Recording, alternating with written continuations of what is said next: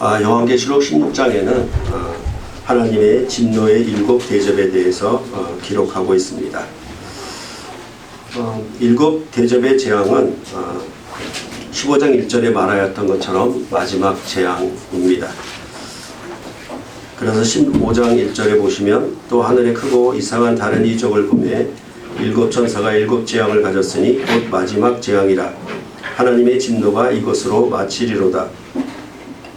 그러니까 7 대접은 재앙으로서 마지막임을 알 수가 있습니다. 그리고 이 마지막 재앙의 끝은 큰 성 바벨론의 무너짐으로 보시면 되겠습니다. 이렇게 바벨론의 무너짐에 대해서는 뒤에 나오는 계시록 17장과 18장에 그것을 마치 더 확대 설명하듯이 우리 같으면 줌으로 이렇게 당겨서 확대해서 크게 보는 것처럼 그렇게 17장과 18장은 큰 성 바벨론의 무너짐을 말하고 있습니다. 물론 큰 성 바벨론이라고 하는 것은 요한계시록에 나오는 아시아 7 교회를 박해했던 로마 제국을 가리킵니다. 그런 다음에 요한계시록 19장부터 20장은 할렐루야 찬송이 나오고 어린 양의 혼인잔치가 있고 두 짐승의 심판, 용의 심판으로 이어지고 있습니다. 이러한 그 심판의 3종 세트라고 할 수가 있는데 이게 뭐냐 하면 바벨론 심판, 그 다음에 두 짐승의 심판, 용의 심판, 이렇게 세 개의 심판이 이게 나오고 있습니다. 그런 다음에 이제 요한계시록 21장은 이 심판이 최종적으로 끝난 후에 새하늘과 새 땅에 들어가 안식을 누리는 그런 구원의 완성을 말하고 있는 것입니다. 이러한 심판에 대해 성경은 항상 그냥 재판장이 판결을 내리는 그런 심판이 아니고 그 심판은 항상 전쟁을 통해서 나타나고 있었습니다. 구약의 옛 출애굽으로 이르는 이스라엘 나라도 전쟁을 통해서 대적을 심판함으로 그 구원이 완성이 된 것입니다. 이와 같이 신약의 새 출애굽으로 이르는 교회도 전쟁을 통해 대적을 심판함으로 완성이 될 것입니다. 그러니까 단지 그 대적이 누구냐, 어떤 세력이냐, 이것에 대한 차이가 있을 뿐 전쟁을 통해 심판함으로 하나님의 나라를 완성하는 그런 패턴은 구약과 신약이 같다라는 점을 우리가 생각해 보면 되겠습니다. 앞서 말씀드린 것처럼 7 대접은 땅에 쏟는 하나님의 진노입니다. 그래서 16장 1절을 보시면 또 내가 들으니 성전에서 큰 음성이 나서 7 천사에게 말하되 너희는 가서 하나님의 진노의 7 대접을 땅에 쏟으라 하더라, 이렇게 말하고 있습니다. 늘 말씀드렸던 것처럼 7 나팔의 경우와 마찬가지로 7 대접도 그 7이 4 플러스 3의 두 가지 구조로 되어 있습니다. 그럴 때 이 대접의 7 대접의 심판도 이것이 진행됨에 따라서 첫째, 둘째, 셋째 이렇게 진행됨에 따라서 점진적으로 점층적으로 강화되는 방식으로 그렇게 나와 있습니다.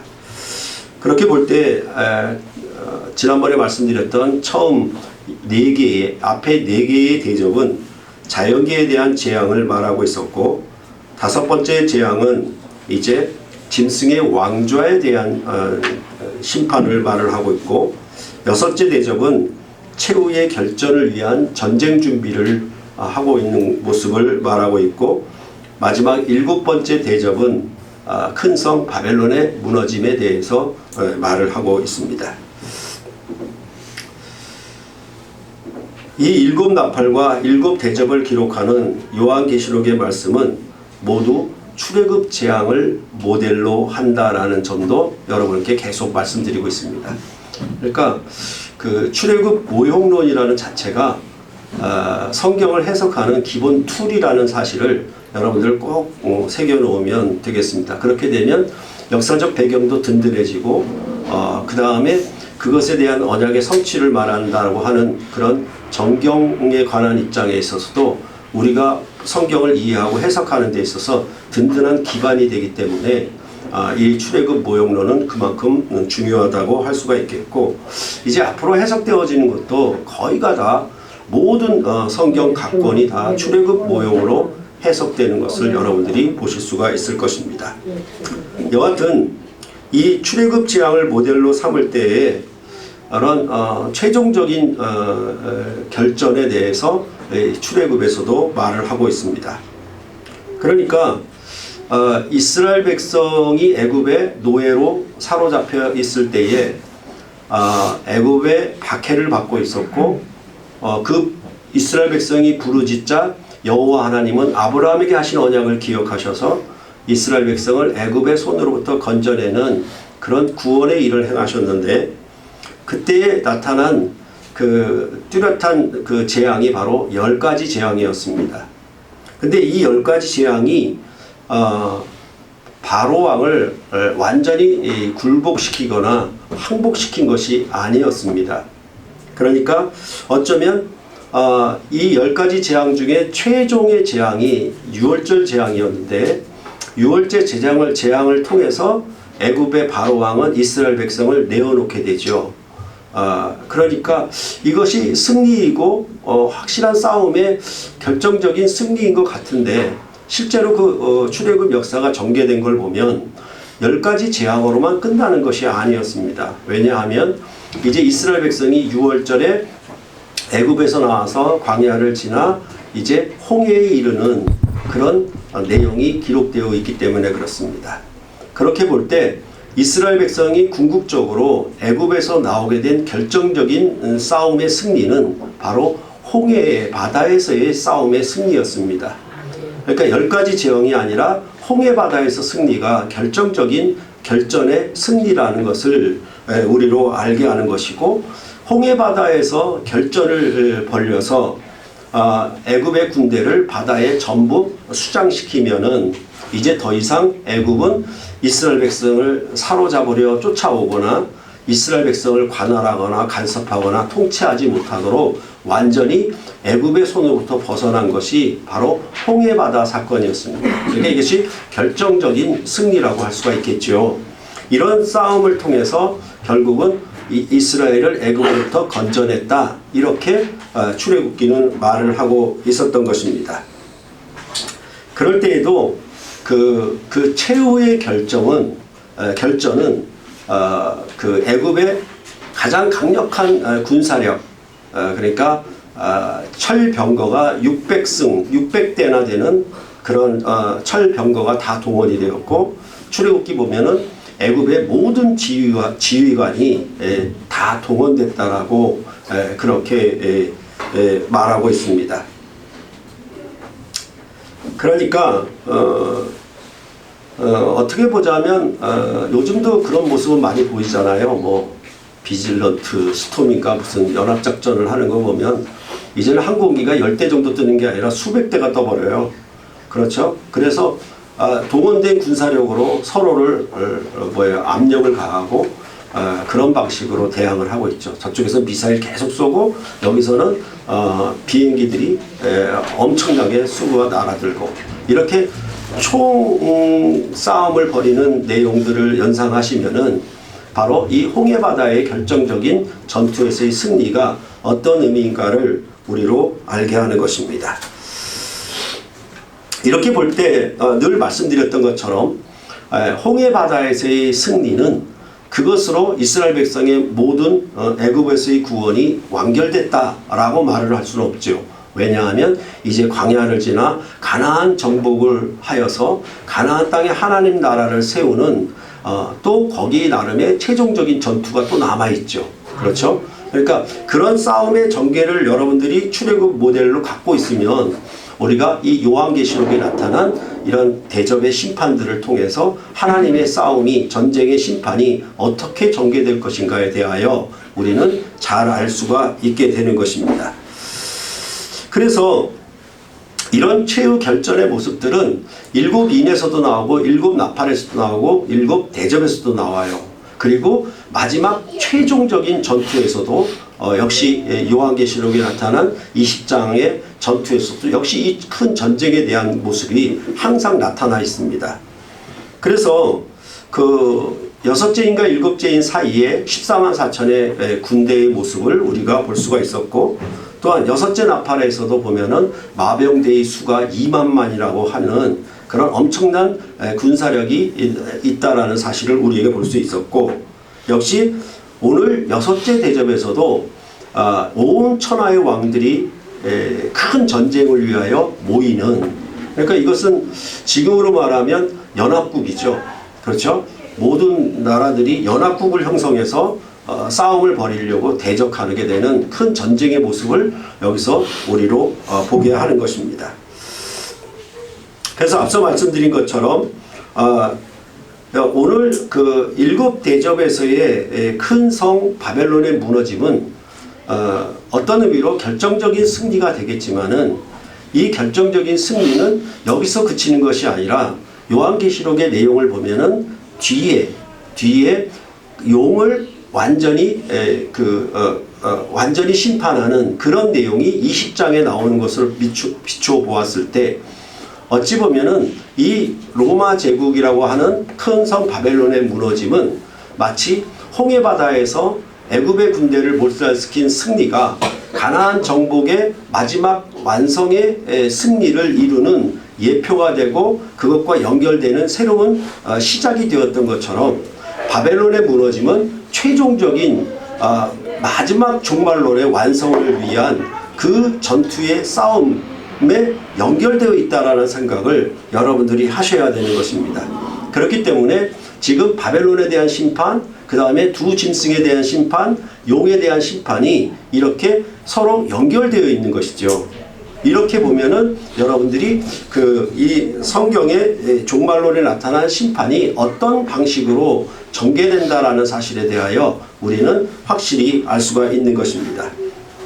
그래서 앞서 말씀드린 것처럼 이제 일곱 대접으로 심판하면은 큰 성 바벨론이 무너지죠. 즉 로마 제국이 무너졌다라고 하는 것은 이 다음에 또 어떤 최종적인 얘기가 있냐라고 하면은, 이게 17장 18장에 바벨론의 무너짐에 대해서 확대 설명을 하고, 그 다음에 이 승리에 대해서 할렐루야 찬양하는 내용이 19장에 나와요. 그러니까 이거는 어떤 형식이냐면, 홍해 바다를 건너놓고 그 싸움의 승리를 출애굽기 15장에서 노래했잖아요. 노래하고 이런 승리를 통해서 어디까지 갔냐면 시내산에 모여서 하나님과 언약 체결을 함으로 이스라엘 백성과 하나님이 혼인 관계를 맺는 그런 내용이 출애굽기에 전개된단 말이에요. 그러니까 이것도 어떻게 되냐 하면, 이제 할렐루야 찬송을 부른 다음에 어린 양의 혼인잔치가 있을 것이라고 말을 하고, 그 다음에 또 뭐가 있냐면은 여기 나오는 것처럼 두 짐승의 심판, 그 다음에 용에 대한 심판이 최종적으로 완결되는데, 이 용에 대한 심판도 그저 용을 잡아서 무적에게 집어넣고 1000년 동안 옥에 가뒀다라는 것으로 끝나는 게 아니라, 1000년 동안 지난 뒤에 다시 옥에서 나와가지고 곡과 마곡에서 이제 바다의 모래와 같은 많은 무리들이 전쟁을 벌이는 그런 전쟁의 모습을 곡과 마곡의 마지막 결정적인 전투가 있은 다음에, 그 다음에 이제 백보자에서 하나님이 심판하고, 그 다음에 이제 새하늘과 새 땅에 들어가는 21장의 내용이 기록되고 있는 거예요. 그러니까 이 결정적인 전투가 결국은 바벨론의 일곱 대접을 심판함으로 바벨론에 대한 승리가 아주 최종적이고 결정적인 구원을 완전히 완성하는 그런 승리는 아니라, 오히려 마지막 최종적인 마귀 사탄을 심판하는 그런 죽음의 심판을 이제 여기서 예표하고 있고 알리고 있고 시작하고 있다는 의미로 여러분들이 이 전쟁의 심판을 그렇게 읽어주시면 좋겠습니다. 이것은 16장을 전체적으로 보면서 여러분에게 말씀드렸던 건데, 다시 한번 상기시켜 드리려고 여러분에게 말씀을 드리는 것입니다. 자, 이제 다섯째 천사가 대접을 짐승의 왕좌에 쏟으면 그 나라가 어두워지고 그로 말미암아 사람들이 아파서 자기 혀를 깨물고 그 아픈 것과 종기로 말미암아 하나님의 하늘의 하나님을 비방하고 그들의 행위를 회개하지 않는다라고 말을 하고 있습니다. 그러니까 다섯째 대접의 심판의 결과에 대해서 이런 방식으로 말씀을 하고 있는 것입니다.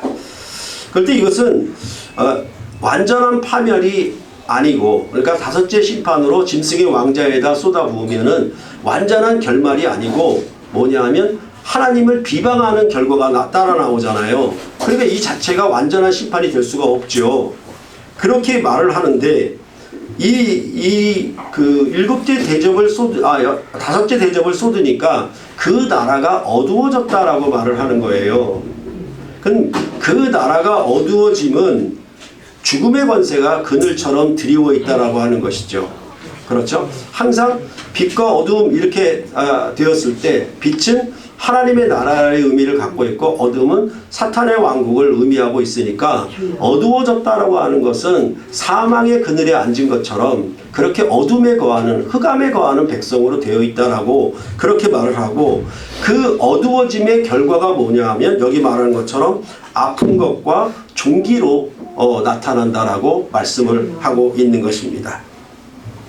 그러니까 그 아픈 것이 자기 혀를 깨물는 만큼, 그러니까 뭐라고 했어요? 여러분들도 많이 아프면 입술을 한번 깨물어 본 적 있죠? 그쵸? 너무 아파가지고. 그러니까 이게 그 아픈 정도를 자기 혀를 깨물 정도로 그렇게 엄청난 아픔이라는 것을 말을 하고, 거기에 더하여서 뭐냐 하면 종기가 난다라고 말씀을 하고 있습니다. 그러니까 이것이 그런데도 불구하고 이제 그 심판의 결과로 말미암아 나타난 아픈 것과 종기, 그런데도 불구하고 회개하지를 않았다, 이렇게 다섯째 심판은 말을 하고 있는데, 이것은 마태복음 8장 12절에 말씀한 것과 같아요. 그 나라의 본 자손들은 바깥 어두운 데 쫓겨나 거기서 울며 이를 갈게 되리라 라는 말씀과 의미가 통하지요. 그럴 때 이 종기라고 하는 것은 첫째 대접에서 보았던 악하고 독한 종기이며 이는 악성 종양과 같다라고 말씀을 드렸어요. 그러니까 기본적으로 이스라엘이 애굽에서 나오게 되면 하나님이 애굽에서의 질병이 미치지 못하도록 치료하는 하나님으로 자기 백성에게 생명을 주는 거거든요. 그게 빛에 거하는 거나 같아요. 그런데 애굽에 있게 되면은 애굽의 질병이 그대로 남아있고 그것을 고치지 못하는 거죠. 여기 있는 것처럼 이 종기는 고치지 못하는 질병과 같아요. 그렇죠? 아주 난치병이죠. 난치병과 같은 것이 온다고 하는 것은 결국 죽음의 권세가 가까이 왔다라는 것을 의미하기 때문에 여러분들이 그렇게 이해하면 되겠습니다. 또한 여섯째 대접은 큰 강 유브라데에 쏟았습니다. 그런 결과로 강물이 마르고 동방에서 오는 왕들의 길이 예비가 되었습니다. 그때 그 유브라데 강, 그 유프라테스 강은 이스라엘 땅의 북쪽 경계지요. 이것은 창세기에도 나오는 경계입니다. 이 강의 갈그미스라고 하는 곳에서 바벨론 왕 느부갓네살과 애굽 왕 느고가 전쟁을 벌였고, 그때 바벨론이 승리함으로 이제 세계를 제패하는, 그러니까 항상 이런 역사적인 큰 전쟁에서 싸움이 갈라지죠. 그렇죠? 뭐 스페인과 영국 함대와의 전쟁이라든가 아니면 태평양에서 미드웨이 해전이라든가 이런 싸움을 통해서 그 세계를 주름잡는 그 세계의 정복을 하는 왕권이 누구의 어느 나라에 있는가를 갈려지듯이 바로 이 유브라데 강은 그런 역할을 했던 강이에요. 그곳에서 싸움을 벌였죠. 이 유다라고 하는 것도 결국은 뭐냐 하면 유브라데 강을 건너온 바벨론으로 말미암아 유다는 망하게 되어 있는 것이죠. 그러니까 유브라데 강이 그런 의미를 갖고 있는 것이죠. 근데 이 유브라데 강을 마르게 하여서 동방의 왕들이 오는데 이들을 큰 전쟁을 위하여 모은 것은 개구리 같은 새 더러운 영이라고 말씀을 하고 있어요. 그러니까 이런 모습들이 뭐냐 하면 강을 마르게 해서 왕들이 그 동방의 왕들이 나오는데 큰 전쟁을 위해서 모아오는 것이에요. 근데 이게 뭐냐 하면 마치 모세가 홍해를 가르면 마른 땅이 나오는 셈이잖아요. 그 땅에 애굽의 군대들이 지금 들어오고 있는 거잖아요. 그렇죠? 이스라엘 백성을 쫓아서 그런 모습과 비슷하게 여기서 기록을 해주고 있는 겁니다. 그렇게 봤을 때 이 새로운 새 영에 대해서 뭐라고 얘기하냐면 용의 입, 짐승의 입, 그리고 거짓 선지자의 입에서 나오는 귀신의 영이다 라고 그렇게 말해주고 있습니다. 입에서 나오는 귀신의 영이니 이는 곧 귀신의 가르침을 의미합니다. 그 가르침은 통치를 나타내는 것이죠. 그래서 디모데전서 4장 1절에도 보면 그러나 성령이 밝히 말씀하시기를 후일에 어떤 사람들이 믿음에서 떠나 미혹하는 영과 귀신의 가르침을 따르리라 하셨으니 라고 그렇게 말하는 데서도 알 수가 있습니다. 그러니까 어떤 가르침이냐면 입에서 나오는 것이 어떤 가르침이냐라고 하면은 성령의 가르침과 대적하는 귀신의 가르침이다 라고 그렇게 말을 하고, 이 가르침은 그냥 학교에서 이렇게 수업 시간에 가르친다는 의미가 아니고 왕의 통치를 말을 하고 있는 거죠. 그렇게 해서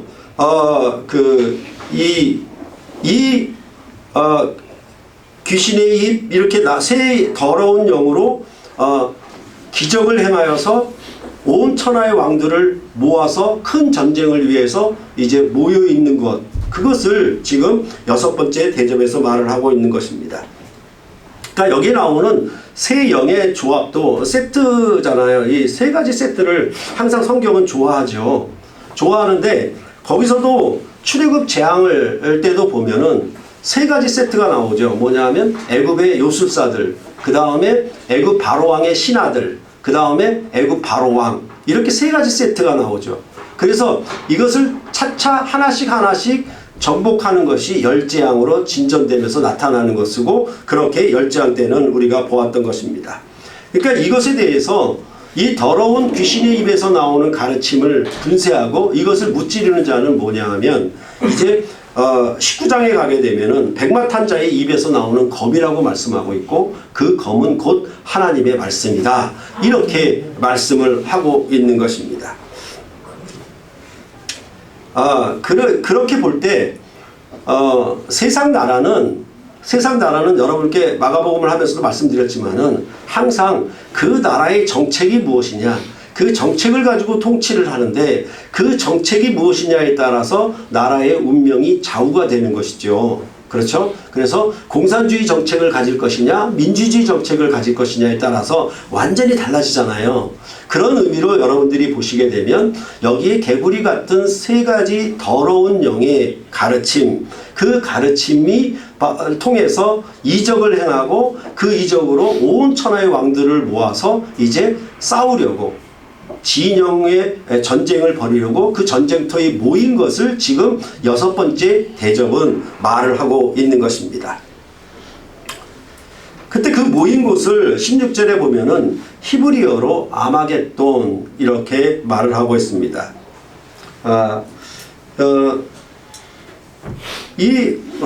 아마겟돈이라고 하는 말은 무기또의 산이라고 하는 말이에요. 그 앞에 원래 하르라고 하는 히브리어로 산이라는 말이 붙었거든요. 그래서 이 무기또의 산이라고 하는 곳에서 지금 이 전쟁을 위해서 모여있는 그 장소를 무기또의 산이라고 하는데, 사실은 무기또는 산이 아니에요. 그래서 누구는 골짜기라고 하는데, 골짜기는 좀 이렇게 큰 전쟁을 벌이기에는 적당치가 않죠. 그러니까 매복을 하거나 함정을 파서 거기에다 몰아넣고 몰살시키는 건 하지만은 이렇게 양쪽 진영이 큰 싸움을 벌이는 것은 적당치 않아요. 그러니까 무기또의 산 이렇게 말을 하는데, 이 의미는 어떤 의미냐면 어떤 이게 산으로 둘러싸인 큰 분지라고 생각하시면 돼요. 큰 분지에 큰 전쟁을 벌일 만한 적정한 장소가 큰 분지로 형성되어 있어서 그 분지에서 양쪽 진영이 싸우는 모습을 연상하시면은 이 아마겟돈에 대해서 우리가 알 수가 있겠고, 그럴 때 이 무기또라고 하는 장소는 스가랴서 12장을 배경으로 하는데, 이것은 유다가 마지막 선한 왕을 잃고 크게 애통했던 곳이에요. 그러니까 이것은 굉장히 큰 패전이었거든요. 결정적인 패전이어서 결국은 이스라엘은 유다는 완전히 멸망의 길로 들어갈 수밖에 없었거든요. 그런데 이 계시록은 이것을 도리어 온 천하 왕들이 크게 패하여 슬퍼하는 것으로 말을 하고 있는 것입니다. 그러니까 이것은 이전의 패배를 갚아주는 정도가 아니라 복수하는 정도가 아니라 완전히 통쾌하게 복수해주는 그런 역전을 하게 되는 그런 내용으로 이 아마겟돈이라는 장소를 말을 하고 있는 것입니다. 그래서 이 아마겟돈은 여러분 영화 제목에도 많이 나오고 사람들을 많이 미혹해요. 특별히 이제 세대주의자들이 이것을 가지고 많이 미혹을 하는데, 이것은 세계 3차 대전이 일어나는 것을 의미한다. 이런 방식으로 성경을 잘못 해석하는 경우가 많이 있고, 요즘에 중국의 힘이 커가니까 이게 실크로드처럼 그렇게 확장됨으로 그 세계적인 전쟁을 중국이 세계를 침략해가는 그런 것을 가리킨다라고 보는 사람들도 있어요.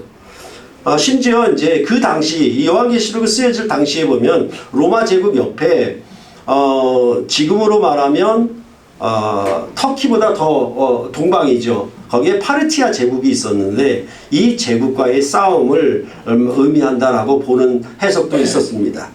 그런데 이러한 해석은 결국은 15절에 대한 잘못된 해석 때문에 나와요. 그러니까 전쟁 벌인다 이것에만 초점을 두었거든요. 근데 이 왕들을 전쟁터에 모은다라고 하는 말씀이 14절에 있고 그 장소가 아마겟돈이라고 하는 것이 16절에 있어요. 근데 묘하게 15절의 말씀이 거기 사이에 끼어 있는 거예요. 그 15절을 보시면 이렇게 말합니다. 보라, 내가 도둑같이 오리니 누구든지 깨어 자기 옷을 지켜 벌거벗고 다니지 아니하며 자기의 부끄러움을 보이지 아니하는 자는 복이 있도다. 이게 무슨 뜬금없는 소리인지 모르겠어요.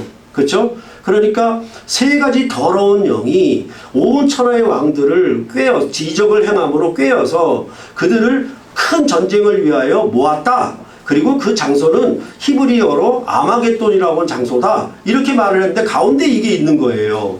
그렇다라고 하면 이 부분을 잘 해석을 해야지, 이 전쟁을 위한 싸움의 가운데 이 내용이 있으니까 이 가운데 내용이 매우 중요하다라는 것을 우리로 알게 하는 것입니다. 그럴 때에 바로 개구리 같은 더러운 귀신의 세 영과 대비가 되는 모습이고, 이런 큰 전쟁터에서 맞서 싸우는 새로운 다른 군대의 모습을 여기서 말을 하고 있는 거예요. 그러니까 이 온 천하의 왕들이 모여서 큰 전쟁을 위해 모여 있는데, 한쪽은 뭐냐면 그 상대 진영은 뭐냐면 보라, 도둑같이 올 것인데 그들은 거룩한 옷을 입고 그렇게 깨어있는 자들이라고 말씀을 하고 있는 겁니다. 그런 점에 대해서 우리가 그러면 이런 모든 왕들이 모여있고 그들과 싸우는 이 사람들은 무엇으로 싸우냐라고 얘기했을 때 깨어서 거룩한 옷을 지킴으로 싸우는 자들이라고 말할 수 있는 거예요. 그래서 그 거룩한 옷을 지켰다라고 하는 의미는 여기서 말하는 것처럼 벌거벗고 다니지 아니하며 자기의 부끄러움을 보이지 아니하는 자예요. 이런 자들이 복이 있다. 결국은 뭐냐 하면 여기에 모인 적군, 대적들은 완전히 멸망할 것이고 심판을 당할 것인데 이들은 복이 있다라고 선언하는 방식입니다. 그것을 여러분들이 잘 보면은 오늘 6째 대접의 내용을 보다 더 잘 이해하실 수가 있을 것입니다. 그럴 때 내가 도둑같이 온다는 말씀은 주께서 호련히 도둑과 같이 알지 못하는 때에 심판주로 오심을 의미합니다. 이때 중요한 점은 깨어있는 점입니다. 마가복음 13장 35절로 36절에 보시면 그러므로 깨어있으라 집주인이 언제 올는지 혹 저물 때 일는지 밤중 일는지 닭 울 때 일는지 새벽 일는지 너희가 알지 못함이라. 그가 호련히 와서 너희가 자는 것을 보지 않도록 하라. 이렇게 말씀하고 있는 거예요. 어떻게 깨어있어야 하는가에 대하여 계시록은 뭐라고 얘기하냐면 자기 옷을 지켜라. 거룩한 자기 옷을 지켜라 라고 말씀하고 있는 겁니다. 그게 깨어있는 거예요. 이렇게 벌거벗고 다니지 않고 자기의 부끄러움을 보이지 않는다라는 말씀은 우리가 에덴 동산을 떠올리게 만들어요. 아담과 하와가 범죄했을 때 그들은 그 자기의 벌거벗었음을 알게 됐고 잎으로 자기 수치를 가리웠다 이렇게 말씀하고 있잖아요. 그런 모습을 떠올리게 되는데 그때 왜 그렇게 됐느냐라고 하면 뱀이 이 아담과 하와를 꾀었거든요. 그 꾀임의 내용이 뭐였냐면 하나님이 약속하신 선악과를 먹지 말라는 그 말씀에 대해서 그들이 시비를 건 것이죠. 그것에 아담과 하와가 넘어간 거예요. 그러니까 이게 결국은 뭐냐 하면 마가복음 10장에서도 주의하라 깨어라 호련히 도적같이 온다라고 말씀하는 가운데 포인트는 뭐냐 하면 그 날이 언제인지 그 때가 어느 시인지에 대해서 중요하지가 않아요. 그것보다는 주의하여 깨어있는 것이 중요해요. 근데 주의하여 깨어있으려면 뭐에 대해서 주의하여 깨어있어야 하느냐에 대해서 마가복음 13장은 이렇게 말합니다. 천지가 없어져도 내 말은 없어지지 않냐. 그 말은 뭐냐 하면 하나님의 언약의 말씀에 깨어있는 것이 곧 거룩한 옷을 지키는 것이다 라고 말씀을 하고 있는 겁니다. 즉 성경에서 제사장은 언약의 말씀을 수종드는 자들입니다. 그래서 그 옷을 거룩하고 아름다운 옷과 관으로 입혔던 것입니다. 아담도 에덴 동산의 성소를 지키는 제사장의 역할이었는데 뱀의 비방에 속아 넘어가고 말았습니다. 싸움에 진 것입니다.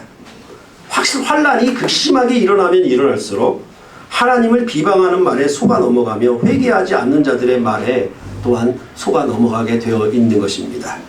이 싸움에 승리하려면 자기 옷을 지켜야 합니다. 즉 주의 말씀에 항상 깨어 있어야 한다는 말입니다. 이것은 전쟁으로 얘기해서 그렇지 우리가 부부로 사는 삶에서도 역시 마찬가지예요. 왜냐하면 부부로 산다는 결혼의 삶은 언약적인 삶이거든요. 그러니까 부부 사이에 언제 도둑같이 분열과 논쟁이 일어날지 아무도 몰라요. 그렇죠? 어젯밤엔 좋았는데 오늘 아침 일어나면서 대판 한번 붙었거든요. 그렇죠? 이게 언제 어느 순간에 그러니까 모르잖아요. 그렇죠? 배우자 쌍방에서 누가 이것을 분열을 일으키고 싸움을 일으키는지 예측을 못해요. 그것을 이기기 위해서는 항상 사랑의 언약에 부부가 깨어 있어야 되는 거예요. 우리가 말라기에서도 본 것처럼 무언가 사랑의 언약에 금이 가게 되면은 이제 하나님과 이스라엘 사이에 논쟁이 벌어지게 돼 있어요. 그래서 말라기서를 말씀드리면서 그 수요 기도회나 조장들의 모임에서 말씀드렸는데 항상 부부싸움의 내용이 시시콜콜한 것이든 사소한 것이든 어떤 내용이든지 간에 뭐에 걸려있냐면 사랑의 언약에 다 걸려있는 거예요. 분명히 일어나는 상황과 경우와 사건이 다른데 뭐에 걸려있냐면 부부의 사랑의 언약에 걸려있는 거예요.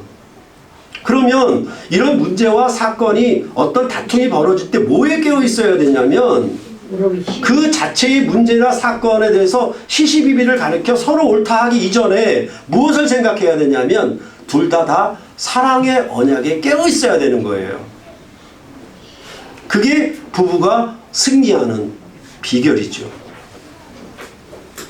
그런 말씀을 오늘 이 전쟁을 위해서 모였다라고 하는 그 말씀 사이에 여기에 보라 도둑같이 온다 깨어 있어라 자기 옷을 지켜라 라는 말씀이 여기에 끼어 있는 겁니다. 이 전쟁에서 승리할 수 있는 건 뭐다? 천지는 없어져도 내 말은 없어지지 아니하는 주님의 새 언약의 가르침에 깨어 있어야 한다는 의미입니다.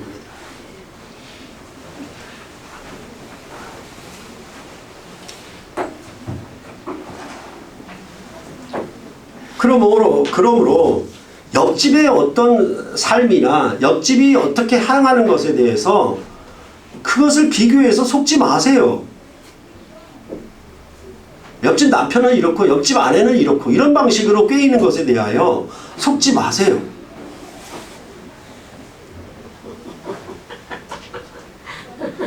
그러면 부부 사이에 영원한 사랑의 언약으로 항상 깨어있는 것, 그것이 부부가 영원한 온전한 관계를 유지하는 생명의 법이라고 성경은 말씀하고 있는 것입니다. 이것이 그리스도 안에서 새 언약으로 주어지면 온전한 언약으로 우리에게 함께하기 때문에 여러분과 저는 복을 받고 있는 거예요. 예수님을 믿고 예수님 안에 새 언약에 참여하게 되면 예수님 안에 맺은 언약으로 우리 가정을 그 언약 관계로 깨어있는 것이고 내 삶 속에서 일터에서도 그 언약으로 깨어있는 것이고 그러면 우리가 온전한 화평의 관계를 평강의 관계를 우리의 모든 삶에서 누리는 것 아니겠습니까? 그게 바로 이렇게 깨어있는 자들은 복이 있도다 라는 말씀 속에 나타나 있는 거예요. 그런데 안타깝게도 교회가 바로 이 온전하고도 영원한 새 언약의 말씀의 관계로 항상 이 성도들이 형제와 자매들이 깨어 있어야 되는 거거든요.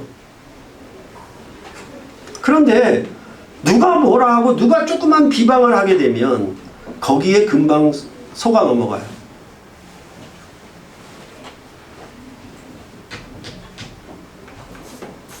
그래서 이런 비난과 비방으로 말미암아 교회가 안타까운 일을 당하게 되는 것이죠. 왜냐하면 전부 어떤 의미로 귀가 가벼워, 귀가 얇아. 조금만 뭐라고 하면 거기에 비방에 다 넘어가는 거예요.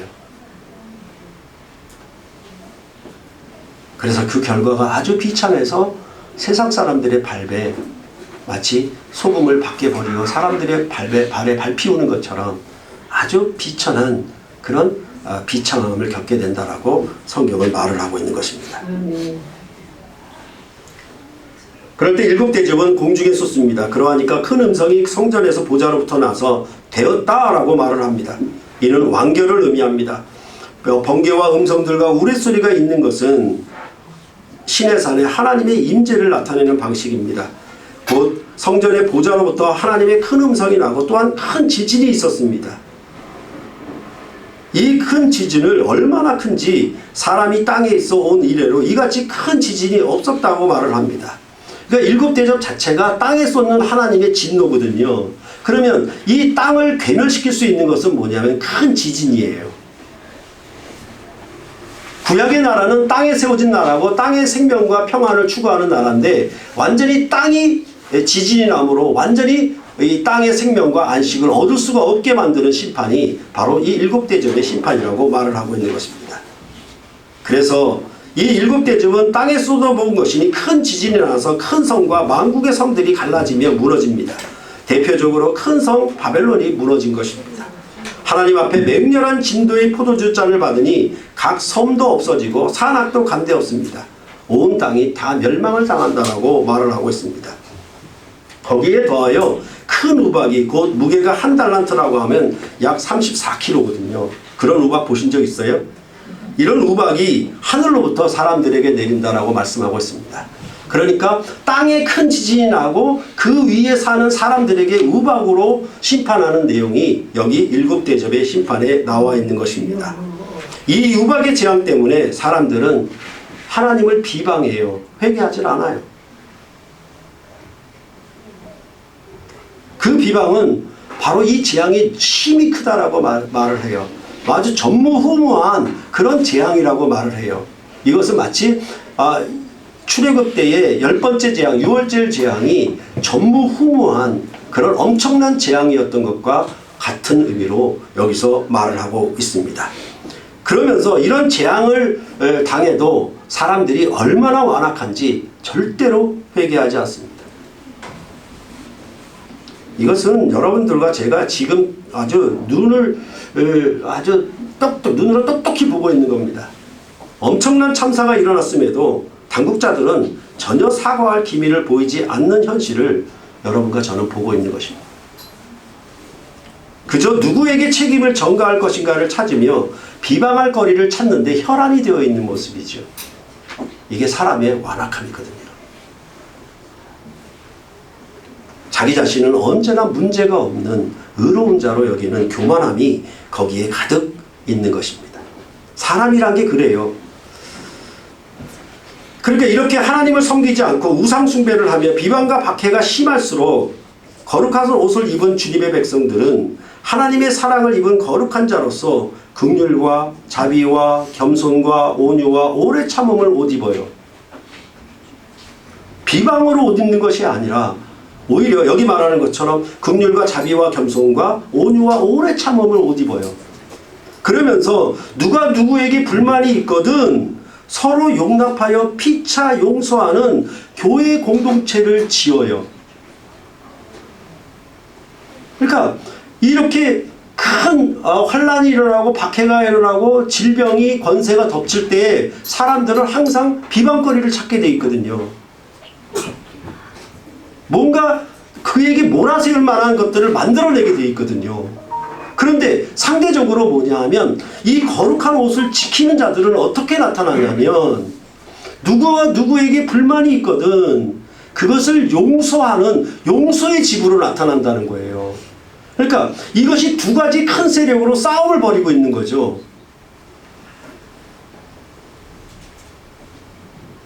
이것이 바로 우리가 항상 주의 말씀에 깨어 있어서 주의 교훈대로 행하는 삶이다. 이것이 진정 승리의 비결이다. 이렇게 요한계시록은 우리에게 말하고 있는 것입니다. 여러분도 당했던 것처럼 코로나 질병으로 인해 얼마나 교회가 많은 비방을 세상 사람들로부터 받았습니까? 이 싸움에 승리하려면 거룩한 옷을 지켜야 합니다. 복음의 진리를 듣고 하늘의 소망을 가지며 이 땅에 복음의 군사로 굳게 서서 성령의 가르치심을 따라 행하는 자들이 될 때 우리는 기필코 승리할 수가 있는 것입니다. 그래서 항상 주의 말씀에 깨어 있어라. 이렇게 우리가 이 승리의 싸움에 이길 수가 있는 것이고 가정도 부부도 사랑의 언약에 늘 깨어 있어야만 하는 것입니다. 그래야 이 가정이 승리할 수가 있는 것이고 아울러 교회 공동체도 하나의 가족이기 때문에 주의 말씀에 항상 깨어 있어야 되는 거예요. 일주일에 한 번 그냥 성경 들고 오는 것이 아니라는 말입니다. 그것은 망하는 지름길입니다. 그러지 말고 항상 매일 하나님의 말씀으로 깨어있는 삶을 살아갈 때 그 가정과 교회가 온전히 지켜지는 승리의 싸움을 이길 수 있다라고 말을 하고 있는 것입니다. 이러한 새물결 교회가 되기를 여러분과 제가 힘쓰기를 간절히 바랍니다. 기도하시겠습니다.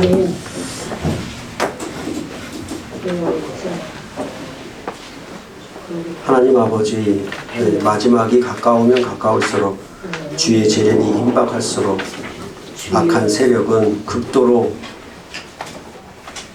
발악하며 악하여 질대로 악하여져서 사람들은 더 그 악한 속성으로 빠져가고 하나님을 비방하고 회개하지 않으며 이런 모든 심판에 나타남에도 불구하고 하나님을 비방하고 부인하는 일들을 거듭하는 놀라운 현상들을 볼 수가 있습니다. 어느 세대이든 이렇게 큰 재앙이 임했는데도 사람들은 하나님을 향하여 경각심을 갖지 않고 돌이키지를 않습니다. 이것은 완전히 마지막 때가 가까워 사람의 마음이 완악해졌기 때문에 그렇습니다. 주여.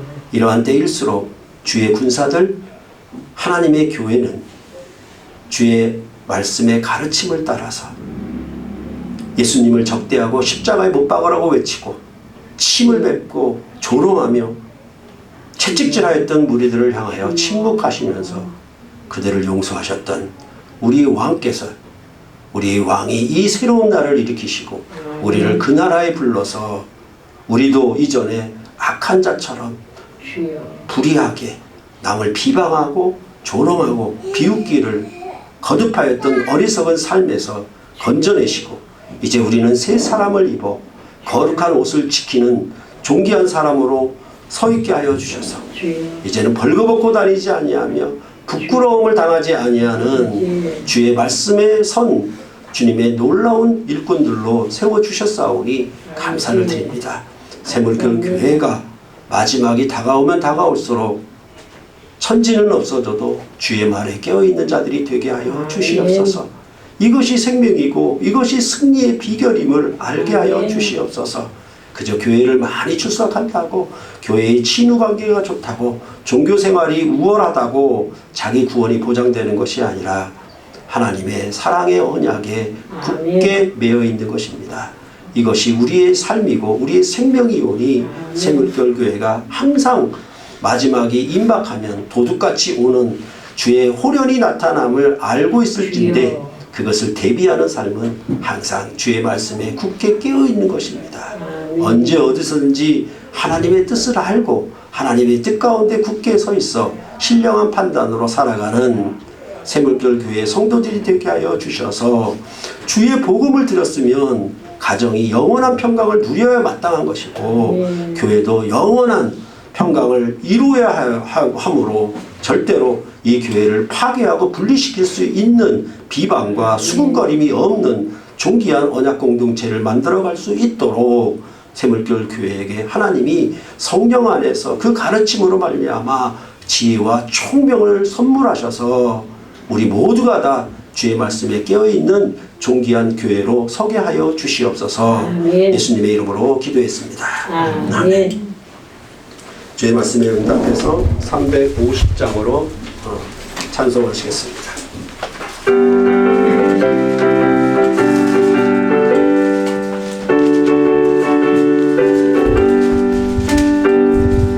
우리들의 싸울 것은 혈기 아니요 우리들의 싸울 것은 육체 아니요 마귀 권세 맞서 싸워 깨쳐버리고 죽을 영혼 살릴 것일세 한 마음으로 힘써 나가세 한 마음으로 힘써 싸우세 악한 마귀 군사들과 힘써 싸워서 승전고를 울리기까지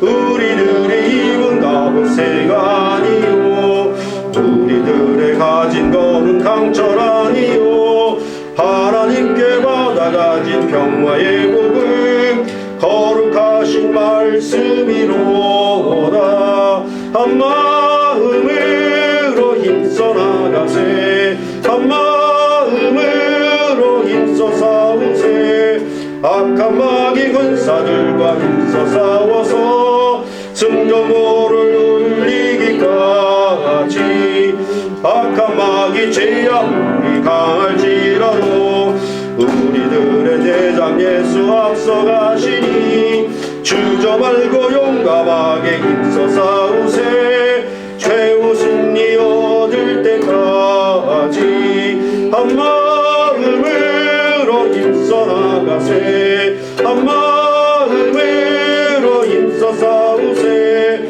악한 마귀 군사들과 힘써 싸워서 승전고를 울리기까지 죄악 중에 빠진 사람 죄를 뉘우쳐 십자가에 달린 예수 믿기만 하면 위대한 데 빠진 영원 구원 얻어서 천국 백성 될 것이니세 한 마음으로 힘써 나가세 한 마음으로 힘써 싸우세 악한 마귀 군사들과 힘써 싸워서 승전고를 울리기까지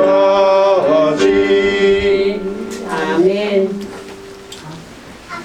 다 같이 기도하도록 하겠습니다.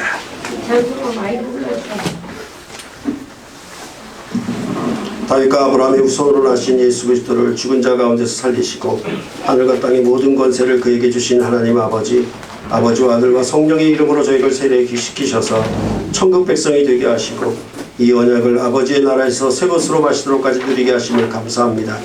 오늘도 아버지와 아들과 성령이 천국의 영광과 권세와 생명으로 우리와 함께 하셔서 우리 예물을 받으시오며 새 언약의 주되신 아들의 살과 피를 먹고 마시는 예배 안에서 저희들이 예수 그리스도의 생명과 권세를 누리게 하옵소서.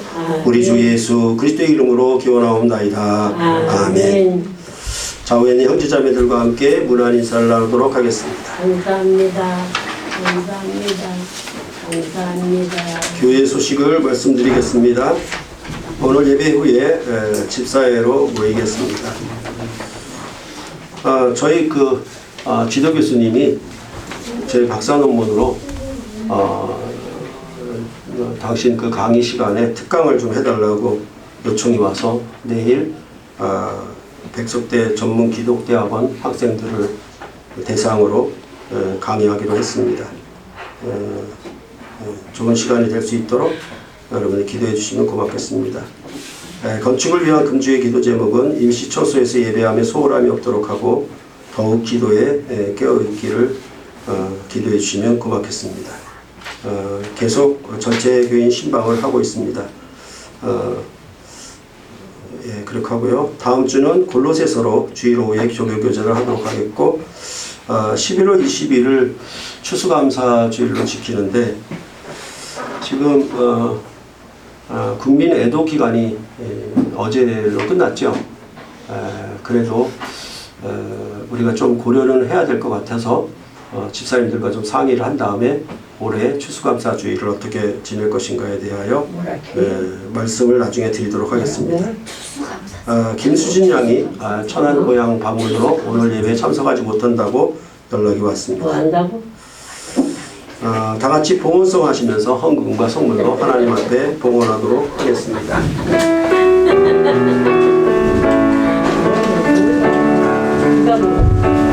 주님 내가 여기서 나를 보내소서. 나의 맘 나의 몸 주께 드리오니 주가 되옵소서. 주님 내가 여기 있사오니 가야 돼요. 나를 써주소서.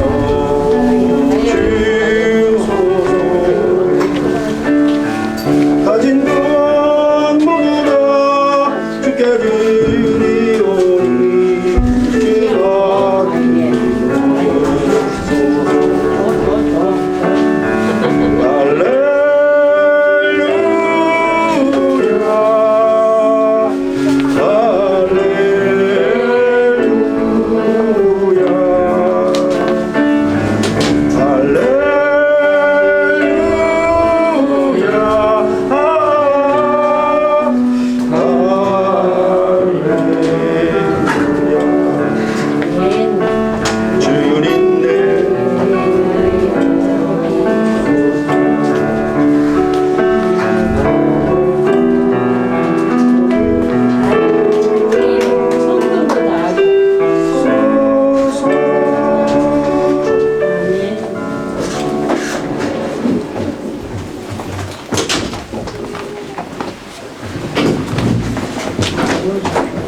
함께 기도하겠습니다.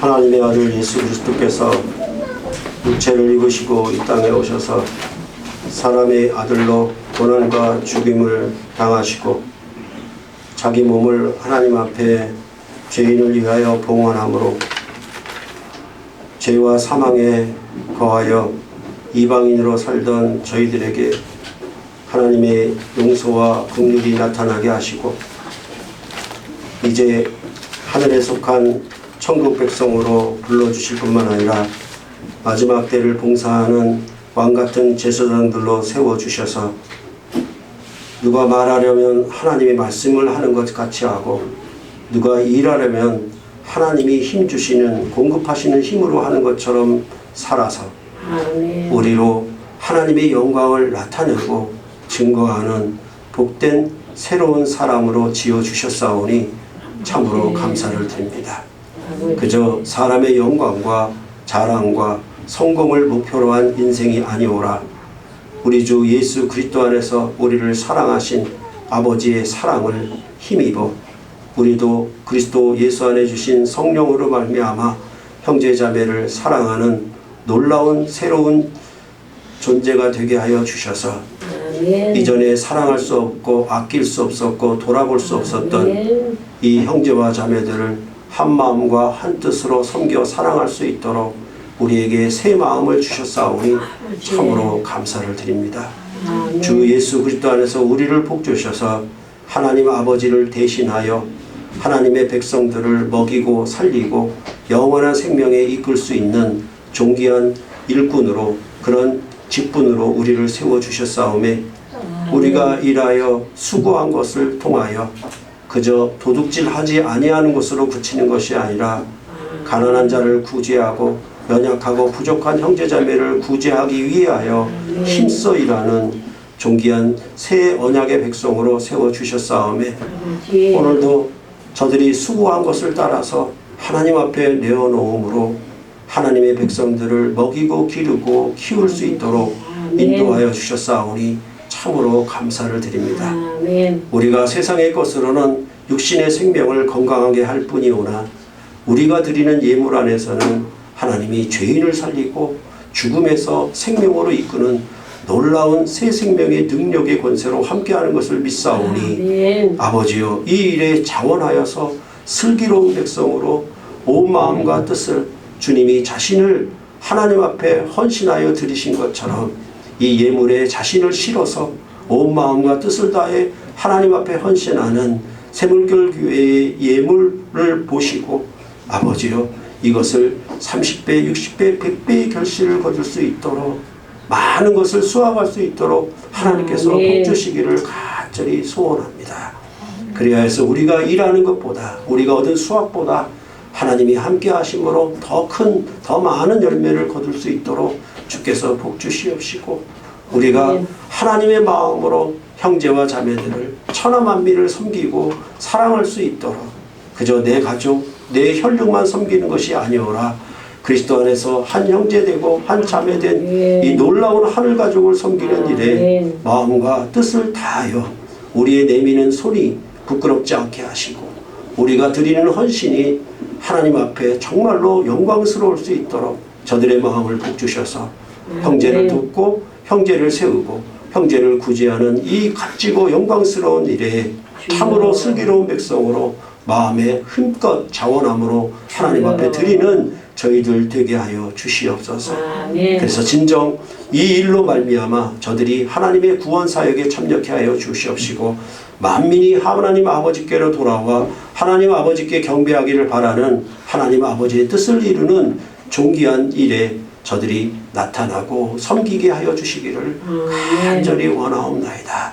드리면 드릴수록 주의 열매가 더욱 가득해지고 주의 삶으로 더 풍성해지게 하여 주셔서 비록 어려운 중에 있을지라도 넉넉한 마음을 주시고 비록 힘든 가운데 있을지라도 하나님이 위로하여 주셔서 하나님이여 나보다 형제를 더 돌아보는 아름다운 섬김의 삶이 이 새물결 교회로 가득하게 하여 주시기를 간절히 소원합니다. 그래야 해서 진실로 이 땅에 하나님의 나라를 이루는 존귀한 영광이 이 새물결 교회 안에 있어지게 하나님이 역사하여 주시옵소서. 저들의 삶을 복주시기를 간절히 소원하옵고 예수님의 이름으로 기도했습니다. 아멘. 하나님 감사합니다. 이 성길 위해 해주시옵소서. 하나님 아버지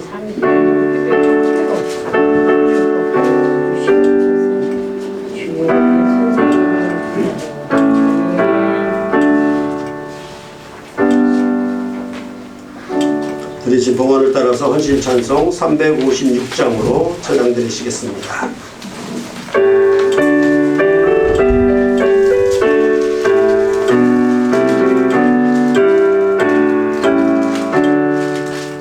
주 예수 이름 소리 높여 찬송 드리니 그 거룩하고 크신 영광 널리 펴지네. 나의 영혼 싸울 때 나의 영혼 싸울 때 주 나의 대장 되시사 나를 인도하소서. 큰 죄에 빠져 종된 백성 놓아주시고 그 영광 나라 백성 되게 하여 주소서. 나의 영혼 싸울 때 나의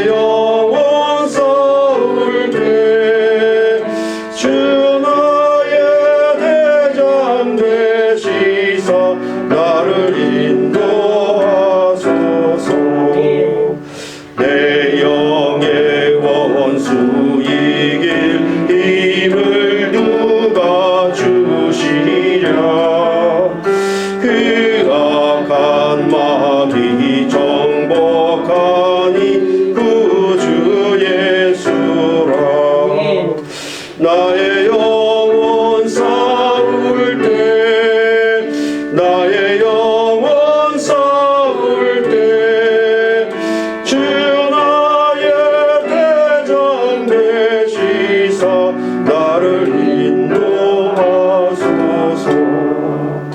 내 사망 고통 변케 하사 새 사람 되고 새 힘을 주사 승리 생활하게 하소서.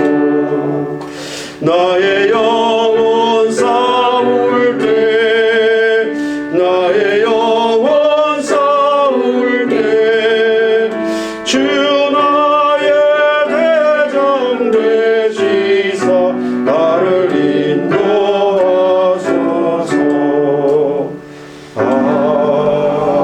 아멘. 아멘. 성찬제정서로 마태복음 26장 26절로 29절 말씀 함께 교독해 올리겠습니다. 그들이 먹을 때 예수께서 떡을 가시사 축복하시고 떼어 제자들에게 주시며 이르시되 받아서 먹으라 이것은 내 몸이니라 하시고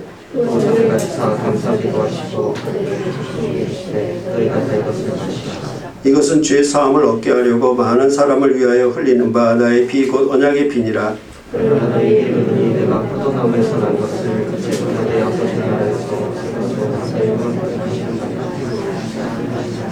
아멘.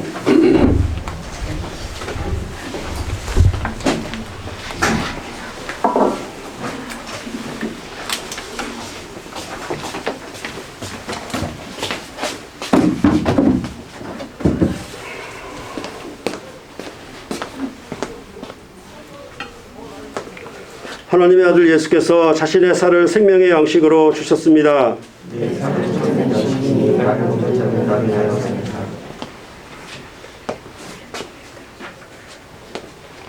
하나님의 아들 예수께서 자신의 피를 생명의 음료로 주셨습니다.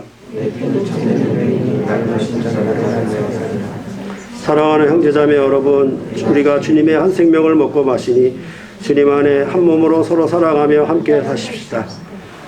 부부가 사랑하고 살아있는 생명이라고 하는 것은 부부가 항상 사랑의 언약으로 깨어있는 것입니다.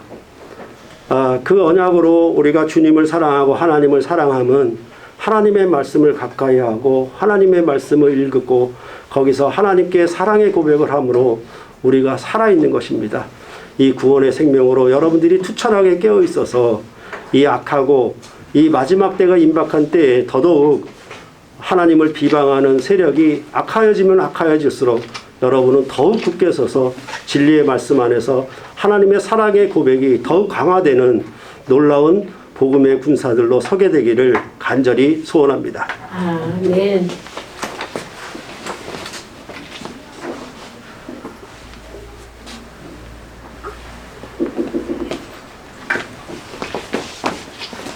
다시 먹어. 나왜 나올 거야? 너희 먹으려고.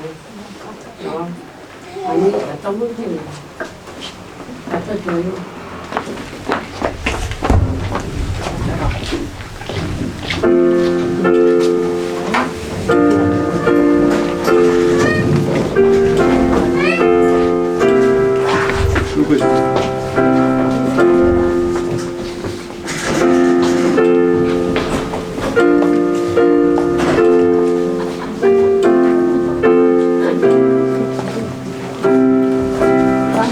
한개 이쪽으로 오고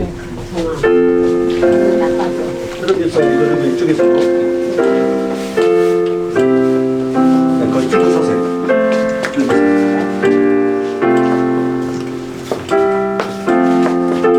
감사합니다.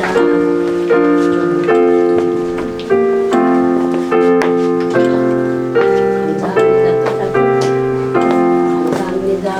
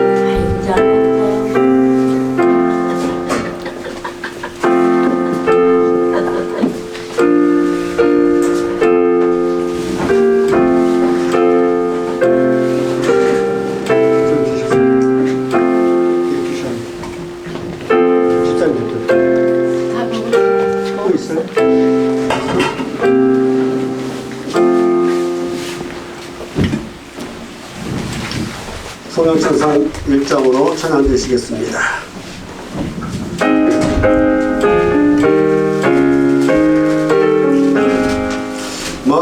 만복의 근원 하나님 온 백성 찬송 드리고 저 천사여 찬송하세 찬송 성부 성자 성령 아멘. 우리 주 예수 그리스도의 은혜와 하나님 아버지의 사랑하심과 성령의 교통하심 마지막 때에도 주의 말씀으로 깨어있어서 왕같은 제사장의 거룩한 옷을 입고 그리스도 예수의 다시 오심을 기다리는 새물결 교회 모든 성도들의 삶 위에 이제부터 함께 하시기를 축원합니다.